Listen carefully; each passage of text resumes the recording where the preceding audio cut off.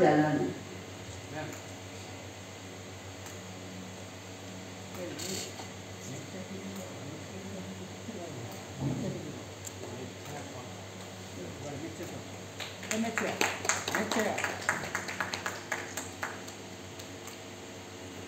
শ্রী দেবাশিস দাস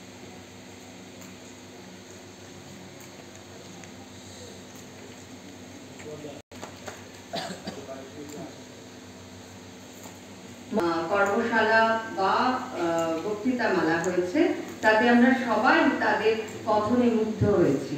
এবার তার ব্যতিক্রম হবে না, আমরা অপেক্ষায় রয়েছি তাদের কথা শোনার জন্য।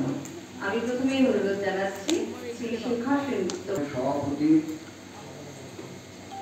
আমার সহকর্মী শ্রী দেবাশিস দাস এবং শ্রদ্ধেয় কবি সাহিত্যিক সৈয়দ হাসমত জালাল এবং উপস্থিত ইন্ডিয়ান জার্নালিস্ট অ্যাসোসিয়েশন নদিয়ার সদস্যবৃন্দ এবং আজকের এই কর্মশালায় উপস্থিত অন্যান্য সদস্যদের সকলকে ইন্ডিয়ান জার্নালিস্ট অ্যাসোসিয়েশনের পক্ষ থেকে অভিনন্দন জানাচ্ছি।